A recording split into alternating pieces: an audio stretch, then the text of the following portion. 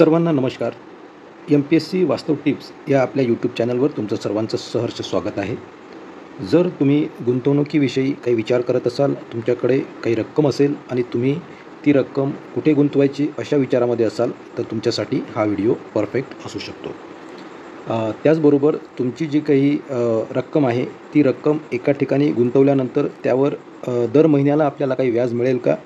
आणि आपली जी रक्कम आहे तीसुद्धा सुरक्षित राहील आणि त्यानंतर आपल्याला दर महिन्याला व्याजसुद्धा मिळेल, अशी एक स्कीम तुम्हाला आज मी या व्हिडिओच्या माध्यमातून सांगत आहे. आणि ती स्कीम म्हणजे MIS योजना आहे. पोस्ट ऑफिसची MIS योजना ही खूप मोठी योजना आहे, खूप चांगली योजना आहे. तुम्हालासुद्धा जर पैशाची गुंतवणूक करायची असेल तर तुम्ही पोस्ट ऑफिसच्या MIS या योजनेमध्ये तुमचे पैसे गुंतवू शकता आणि तुम्ही चांगला परतावा यामधून मिळवू शकता. त्याचबरोबर पोस्ट ऑफिसमध्ये जे काही तुमची रक्कम राहील ती 100% सुरक्षित राहील, कारण की पोस्ट ऑफिसची जी काही गॅरंटी आहे ती भारत सरकारची गॅरंटी आहे. त्या कारणामुळे कुठल्याही प्रकारची चिंता करण्याची तुम्हाला या ठिकाणी गरज नसणार आहे. आता प्रश्न महत्त्वाचा हा आहे की पोस्ट ऑफिसमध्ये किती रक्कम आपण गुंतवल्यानंतर आपल्याला किती रक्कम व्याजाच्या रूपामध्ये मिळते, हा महत्त्वाचा मुद्दा आहे. त्यासाठीच हा व्हिडिओ आपण या ठिकाणी बनवलेला आहे. पोस्ट ऑफिसच्या अनेक योजना आहेत. त्यामध्ये MIS योजना आहे, सिनियर सिटीजन योजना आहे, त्यानंतर टाईम डिपॉझिट योजना आहे, सुकन्या समृद्धी योजना आहे, महिला सन्मान योजना आहे, त्याचबरोबर रिकरिंग डिपॉझिट RD ही योजना आहे. अशा अनेक प्रकारच्या ज्या काही योजना आहेत त्या पोस्ट ऑफिसमध्ये आहेत. तुम्हाला कोणत्या योजनेमध्ये इंटरेस्ट आहे तसं तुम्ही कमेंट्समध्ये सांगू शकता. त्यावर डायरेक्ट कॅल्क्युलेशन मी तुम्हाला देण्याचा या ठिकाणी प्रयत्न करणार आहे. आजची जी काही आपली योजना आहे ती योजना आहे मंथली इन्कम स्कीम, म्हणजे MIS. दर महिन्याला तुम्हाला एक रक्कम मिळते व्याजाच्या रूपामध्ये. तुमची जी रक्कम आहे ती सेफ पोस्ट ऑफिसमध्ये सेफ राहते. त्याचबरोबर तुम्हाला एक रक्कम दर महिन्याला मिळू शकते. आता आपण याचं कॅल्क्युलेशन बघणार आहोत. तर जर आपण समजा 1,00,000 रुपये यामध्ये जर डिपॉझिट केले तर तुम्हाला दर महिन्याला किती रक्कम मिळणार आहे हे आपण सुरुवातीला 1,00,000चं पाहू. यामध्ये ज्या काही महत्त्वाच्या गोष्टी आहेत, महत्त्वाच्या बाबी आहेत, डॉक्युमेंटेशन आहे, ते आपण व्हिडिओच्या शेवटच्या भागामध्ये बघणार आहोत. सुरुवातीला महत्त्वाचा जो विषय आहे तो कॅल्क्युलेशनचा आहे. तर कॅल्क्युलेशन आपण सुरुवातीला यामध्ये बघू. तर आपण या ठिकाणी 1,00,000 रुपये जर आपण डिपॉझिट केले तर आपल्याला दर महिन्याला किती मिळतील हे आपण आधी सुरुवातीला बघणार आहोत. त्यानंतर आपण रक्कम वाढवत जाऊ. तुम्हाला त्याबद्दल क्लिअरिटी होईल, जेणेकरून जर तुम्हाला यामध्ये पैसे गुंतवायचे असतील तर तुम्ही जवळच्या तुमच्या पोस्ट ऑफिसमध्ये जाऊ शकता आणि त्या ठिकाणी हे खातं उघडू शकता. अत्यंत सिंपल प्रोसिजर आहे, ते सुद्धा तुम्हाला मी सांगणार आहे. सुरुवातीला कॅल्क्युलेशन बघू. 1,00,000 जर आपण यामध्ये गुंतवले तर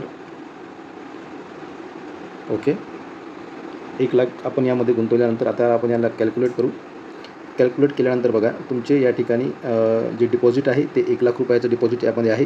आणि तुम्हाला आता यामध्ये सर्व हे जे आकडे दिसत आहेत हे आकडे तुम्हाला मी समजावून सांगतो. यामध्ये बघा, इंटरेस्ट जे आहे, महिन्याचं इंटरेस्ट आहे यामध्ये तुम्ही बघू शकता. ओके, 617 रुपये तुम्हाला दर महिन्याला व्याज मिळणार आहे. 1,00,000 रुपये तुमचे जसेच्या तसे या अकाउंटमध्ये राहतील आणि दर महिन्याला तुम्हाला जे व्याज आहे ते व्याज मिळणार आहे 617 रुपये. आता याचं जे वार्षिक जे व्याज आहे ते व्याज या ठिकाणी होऊ शकतं 7,404 रुपये तुम्हाला वार्षिक व्याज मिळणार आहे 1,00,000 रुपये तुमचे डिपॉझिट असल्यानंतर. त्यानंतर ही जी स्कीम आहे ही स्कीम 5 वर्षाची आहे आणि 5 वर्षानंतर तुम्हाला टोटल जे काही तुमचं व्याज मिळेल वार्षिक ते मिळणार आहे 37,000 रुपये तुम्हाला या ठिकाणी मिळणार आहे. 37,020 रुपये म्हणजे तुम्हाला मॅच्युरिटी अमाऊंट जी आहे तुम्हाला 1,37,020 रुपये मिळणार आहे. यामध्ये तुम्ही बघू शकता 5 वर्षानंतर तुमच्या हातामध्ये जी रक्कम येणार आहे ती रक्कम येणार आहे 1,37,000 रुपये. 1,00,000 तुमचे जसेच्या तसे राहतील आणि 37,000 रुपये तुम्हाला यावर व्याज मिळणार आहे. हे आता कॅल्क्युलेशन बघितलं आपण 1,00,000 रुपयाचं.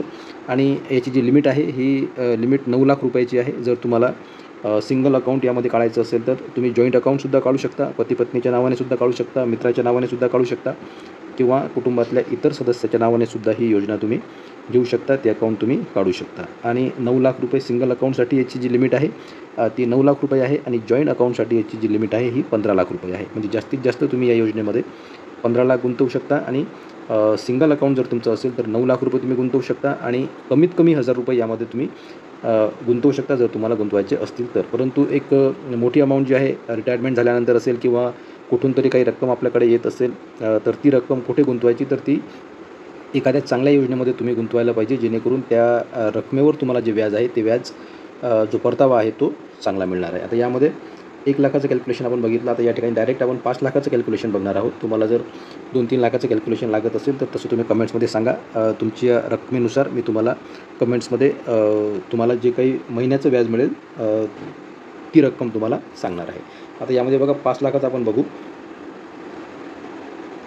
5,00,000 या ठिकाणी बघितल्यानंतर बघा 5,00,000 जर तुम्ही या योजनेमध्ये गुंतवले तर तुम्हाला यामध्ये ₹3,083 दर महिन्याला व्याज मिळणार आहे.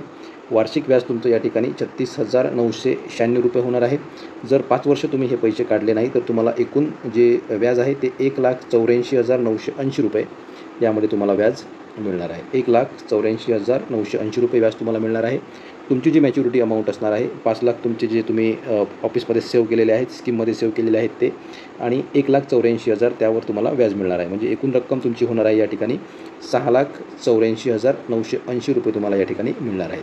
आता यामध्ये काय आहे की जेव्हा तुम्ही हे जे अकाउंट ओपन करता त्यामध्ये तुम्हाला एक MISचं पासबुक मिळेल. त्याचबरोबर तुम्हाला त्या ठिकाणी एक सेव्हिंग अकाउंट उघडावं लागेल, जेणेकरून जे काही व्याज आहे ते व्याज तुमचं त्या सेव्हिंग अकाउंटमध्ये जमा होईल. पोस्ट ऑफिसमध्ये तुम्ही गेल्यानंतर तुम्हाला या योजनेची संपूर्ण माहिती तिथले लोक देतील. हीच माहिती तुम्हाला त्या ठिकाणी सुद्धा मिळेल, जी माहिती तुम्ही या ठिकाणी ऐकत आहात. एकदम सिंपल कॅल्क्युलेशन आहे. ₹5,00,000 जर तुम्ही डिपॉझिट केले तर ₹3,83,000 तुम्हाला दर महिन्याला व्याज मिळणार आहे. ₹3,083 तुम्हाला दर महिन्याला व्याज मिळणार आहे. ते व्याज तुम्ही जमासुद्धा करू शकता. यामध्ये अजून एक ट्रिक आहे ज्यामध्ये तुम्हाला व्याज जास्त मिळू शकते. आता ही जी रक्कम आहे ₹3,083 ही रक्कम मिळाल्यानंतर ही रक्कम जर तुम्ही RDमध्ये जर गुंतवली रिकरिंग डिपॉझिटमध्ये तर तुम्हाला ते जे व्याज आहे ते जास्त होतं. जास्त रक्कम तुम्हाला त्या ठिकाणी मिळू शकते. त्या विषयावर आपण एक वेगळा व्हिडिओ घेणार आहोत. या व्हिडिओमध्ये आपण तो विषय मिक्स करणार नाही आहे. त्यामुळे हा व्हिडिओ समजून घ्या. मंथली इन्कम स्कीम आहे. दर महिन्याला तुम्हाला व्याज मिळणार आहे. एक ठराविक रक्कम तुम्ही पोस्ट ऑफिसमध्ये सेव्हिंग करायची आहे. त्यावर तुम्हाला दर महिन्याला व्याज मिळेल. 1,00,000चं कॅल्क्युलेशन आपण बघितलं, 5,00,000चं कॅल्क्युलेशन आपण बघितलं. यानंतर आपण 9,00,000चं कॅल्क्युलेशन बघणार आहोत. तर यामध्ये बघा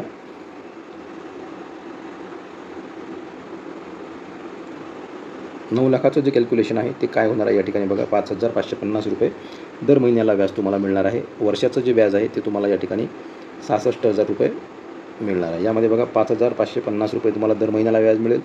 ₹66,600 तुम्हाला वार्षिक व्याज मिळेल.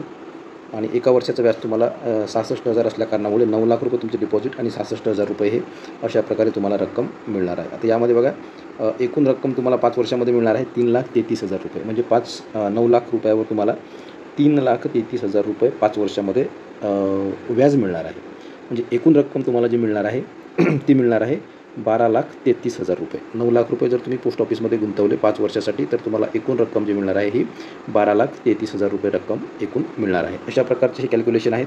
तुम्हाला कोणत्या रकमेचं कॅल्क्युलेशन पाहिजे असेल तर तुम्ही तसं कमेंट्समध्ये सांगू शकता. त्यासाठी तुम्हाला चॅनलला आपल्या सबस्क्राईब करून घ्यावं लागेल आणि बेल आयकॉन त्या ठिकाणी प्रेस करून घ्यावे लागेल. जर तुम्हाला गुंतवणुकीविषयी पोस्ट ऑफिसविषयी कुठलीही माहिती जर तुम्हाला पाहिजे असेल तर तसं तुम्ही त्या ठिकाणी विचारू शकता. आता यामध्ये ज्या स्कीम आहे त्या स्कीम तुम्हाला मी सांगून देतो या ठिकाणी. जर तुम्हाला मुलगी असेल तर मुलीचं वयानुसार तुम्हाला या ठिकाणी पैसे गुंतवायचे असतील तर तुम्ही सुकन्या समृद्धी योजनेमध्ये खातं उघडू शकता. ही स्पेशल मुलींसाठी आहे. त्यानंतर रिकरिंग डिपॉझिट जे आहे याला आपण RD म्हणतो. RDमध्ये तुम्ही खातं उघडू शकता. यामध्ये ₹100 पासून ₹500 पासून ₹200 पासून दर महिन्याला तुम्ही यामध्ये पैसे टाकू शकता. टाईम डिपॉझिट आहे. त्यानंतर मंथली MI स्कीम आहे जी आज आपण बघितलेली आहे. त्यानंतर सिनियर सिटीझन सेव्हिंग स्कीम आहे. यामध्ये जो व्याजदर आहे हा जवळपास 8% व्याजदर आहे. सर्वात जास्त व्याजदर आहे सिनियर सिटीझन या लोकांसाठी. त्यानंतर PPF आहे, पब्लिक प्रॉव्हिडंट फंड आहे, सेव्हिंग सर्टिफिकेट आहे. तर अशा प्रकारच्या असंख्य योजना पोस्ट ऑफिसमध्ये आहेत. परंतु त्यामध्ये सर्वात चांगली योजना जर कुठली असेल, जर तुमच्याकडे कुठून एक ठराविक रक्कम येत असेल, मोठी रक्कम येत असेल तर तुम्ही ती MISमध्ये गुंतवायला पाहिजे, जेणेकरून तुम्हाला दर महिन्याला व्याज या ठिकाणी मिळू शकते. एक तुमच्यापर्यंत जे काही तुमची इच्छा असेल गुंतवणूक करायची, पैसे जमा करायची, बँकेमध्ये तुम्ही विचार करत असाल किंवा पोस्ट ऑफिसमध्ये विचार करत असाल तर या योजनेबद्दल तुम्ही पोस्ट ऑफिसमध्ये जाऊन चौकशी करू शकता. ही योजना खूप फायद्याची आहे. म्हणून अशा प्रकारचा व्हिडिओ आपण या ठिकाणी बनवलेला आहे. पोस्ट ऑफिस संबंधी इतर काही ज्या योजना आहेत त्याचीसुद्धा आपण व्हिडिओ बनवू. त्यानंतर त्यामध्ये पोस्टल लाईफ इन्शुरन्स आहे, रुरल पोस्टल लाईफ इन्शुरन्स आहे. यामध्ये सुद्धा खूप सारा फायदा आहे. वेगवेगळ्या प्रकारचे व्हिडिओ येतील. तुम्हाला कुठल्या गोष्टीमध्ये इंटरेस्ट आहे तसं तुम्ही कमेंट्समध्ये सांगू शकता. परंतु बचत जर तुम्हाला करायची असेल तर मंथली इन्कम स्कीममध्ये तुम्ही बचत करा. आणि जर तुमचं वय कमी असेल तर तुम्ही पोस्टल लाईफ इन्शुरन्समध्ये सुद्धा बचत करू शकता. त्यामध्ये बचतही तुमची होईल. त्यानंतर तुमची त्यामध्ये रिस्क ज्याला आपण म्हणतो, इन्शुरन्स ज्याला आपण म्हणतो, ते इन्शुरन्ससुद्धा राहील. त्यावर तुम्ही लोनसुद्धा घेऊ शकता, कर्जसुद्धा घेऊ शकता. त्याचा जो रेट ऑफ इंटरेस्ट आहे हा खूप कमी असतो. अशा असंख्य योजना आहेत. वेगवेगळ्या व्हिडिओमध्ये आपण ते बघणार आहोत. हा व्हिडिओ तुम्हाला कसा वाटला याबद्दल निश्चित कमेंट्समध्ये सांगा आणि चॅनलला सबस्क्राईब करून घ्या, बेल आयकॉन प्रेस करून घ्या. ओके, धन्यवाद. थँक्यू.